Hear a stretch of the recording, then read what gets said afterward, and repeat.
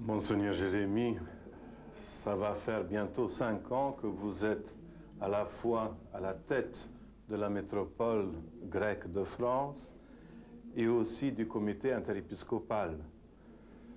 Nous savons que cette paroisse Saint-Nino, la paroisse géorgienne de Paris, se trouve dès le début de son existence sous l'obédience canonique du patriarcat de Constantinople et donc maintenant depuis 5 ans sous votre homophore. Que signifie cela pour vous? L'Église géorgienne est un exemple parce que c'est la seule paroisse, la seule communauté qui existe en dehors du territoire du patriarcat de Géorgie et qui, pendant toute cette période, a su garder son unité, son identité propre et en même temps être en communion pleine avec le corps de l'orthodoxie, surtout dans la personne du Père Mélia que tout le monde a connu et qui a beaucoup servi, pas seulement pour ces liens directs entre la paroisse géorgienne et la métropole, mais pour tous les orthodoxes, parce qu'il était effectivement un pionnier de l'orthodoxie et en même temps des relations avec toutes les autres confessions chrétiennes de l'œcuménisme. Voilà donc, tout simplement, dans cet esprit, nous continuons à essayer de vivre la réalité de notre foi orthodoxe dans des pays lointains de nos origines.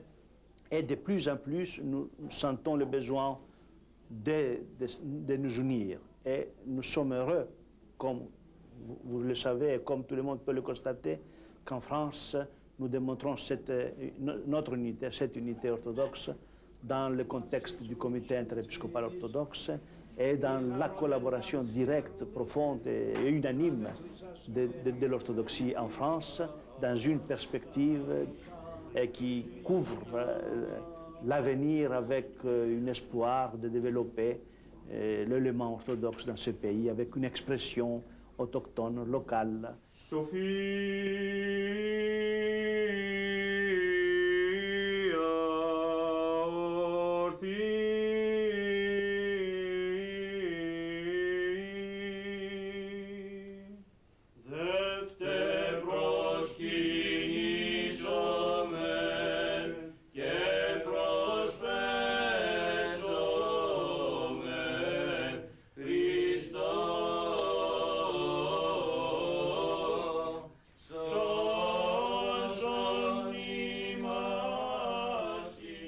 Le dimanche 27 février dernier, la paroisse géorgienne Saint-Nino de Paris a accueilli son éminence le métropolite Jérémie, président du comité interépiscopal orthodoxe de France, pour la célébration de la liturgie pontificale et l'installation du nouveau recteur de la paroisse, le père Archil Davrichashvili.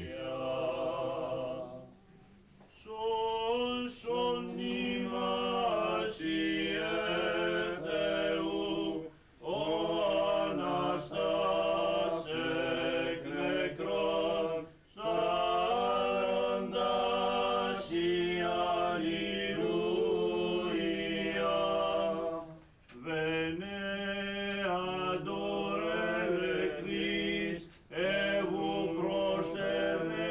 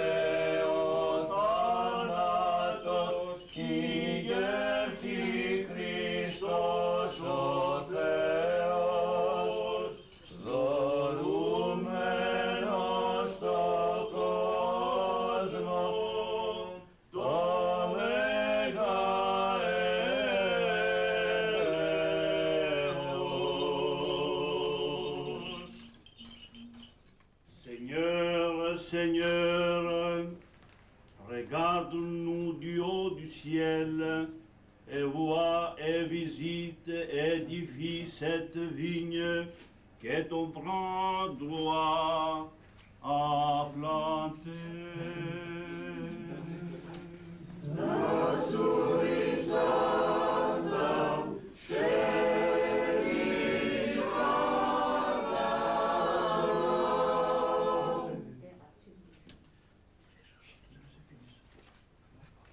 Kyrie soson tu chef service, Seigneur, sauve les fidèles. Seigneur, sauve les fidèles. Seigneur, sauve les fidèles. Écoute-nous.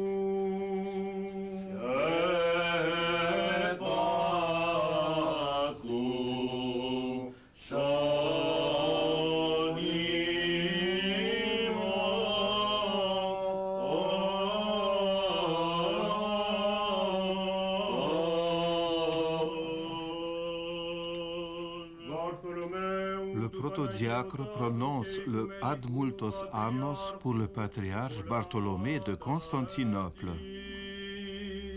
Bartholomeus, tu Panagiotatou, και οικουμενικού πατριάρχου,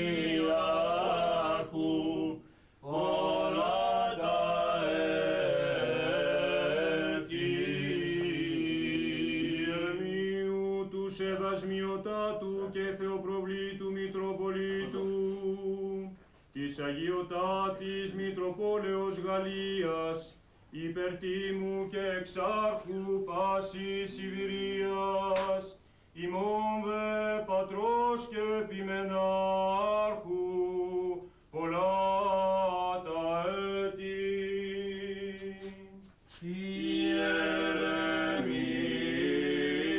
Suit le Ad multos annos pour Monseigneur Jérémie, métropolite de Gaulle et exarque de toute Libérie. Μητροπολίτου της Αγιωτάτης Μητροπόλεως Γαλλίας, υπερτίμου και εξάρχου πάσης Ιβηρίας, ημών δε πατρός και επιμενάρχου, όλα τα έτη. Soyons attentifs. Michel Vaudet, ça fait maintenant 4 ans que vous êtes marguillier de la paroisse géorgienne Saint-Nino à Paris, et vous êtes bien sûr paroissien de longue date. Quelle est l'histoire de cette église et de votre communauté? Bon, l'histoire de la communauté et l'histoire de l'église Saint-Nino de Paris se confondent. Juste un petit point d'histoire, la communauté géorgienne est arrivée en France dans le courant des années 20, à la suite de l'invasion de la Géorgie en 1921 par les troupes russes bolcheviques. Et à partir de cette date, le gouvernement de l'époque et un certain nombre de personnes ont dû quitter le territoire pour progressivement se rapprocher de l'Europe. Il y a eu un court passage par Constantinople et par la suite, attiré par la France, la culture française, eh bien, cette émigration géorgienne est venue se fixer à Paris. Et très rapidement, après son arrivée, elle a souhaité effectivement établir sur ce sol français une paroisse. Une paroisse parce que, comme je le disais, l'histoire de la Géorgie et l'histoire de l'Église géorgienne se confondent et ont été des heures heureuses et des heures moins heureuses. Donc à la fin des années 20, plus exactement 1929, des hommes patriotes, mais des hommes de foi également, ont souhaité établir cette paroisse et ont pris langue avec le patriarcat œcuménique de Constantinople. Ils ont demandé à établir sur un territoire hors des frontières nationales, une communauté religieuse, et c'est celle-ci qui aujourd'hui continue de vivre.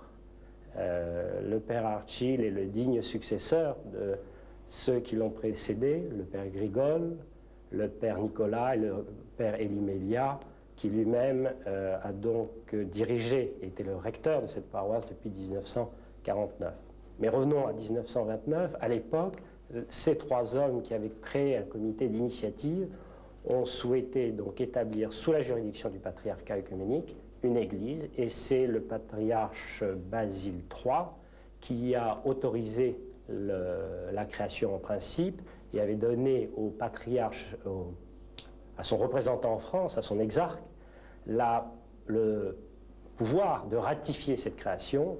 C'est une association cultuelle qui s'est donc créée tout à fait légalement en France, et depuis nous vivons sur ce statut canonique et juridique français qui me paraît d'un parfait établissement. Voilà donc l'histoire de cette communauté. Les pères qui se sont succédés, le père Grigol, qui était un éminent universitaire, a été ordonné prêtre, si ma mémoire est bonne, en 1931.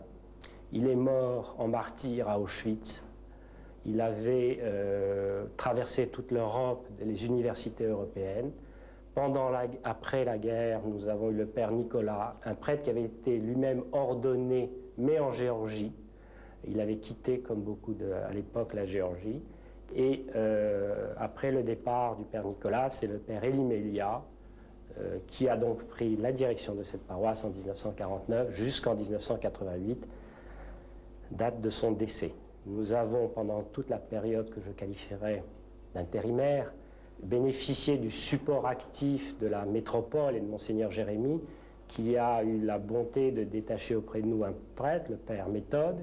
Et aujourd'hui, nous avons le bonheur de voir l'installation du révérend prêtre Archil dans cette paroisse.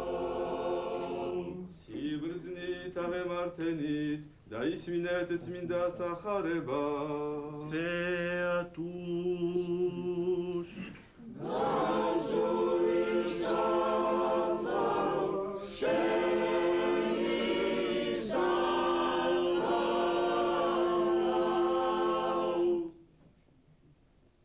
Lecture du Saint Évangile selon Saint Matthieu. Soyez attentifs.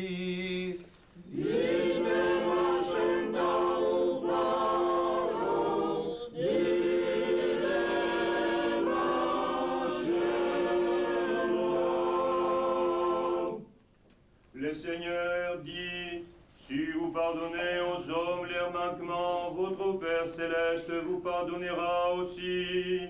Mais si vous ne pardonnez pas aux hommes, votre Père ne vous pardonnera pas non plus vos manquements.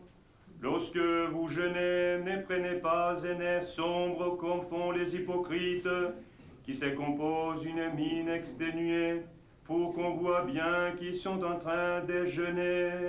En vérité, je vous le dis, les récompenses ils l'ont déjà. Mais toi, lorsque tu jeûnes, parfume-toi la tête et lave ton visage, pour que ton jeûne soit connu, non des hommes, mais de ton Père qui est là dans le secret. Et ton Père qui voit dans le secret te les rendra au grand jour. N'amassez point de trésors sur la terre, où la teigne et la rouille détruisent, où les voleurs percent et dérobent.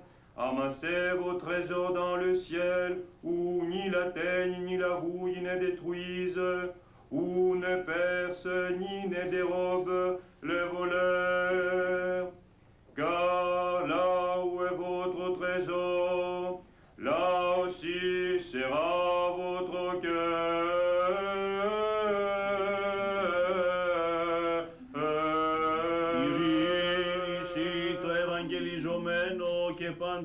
adorao.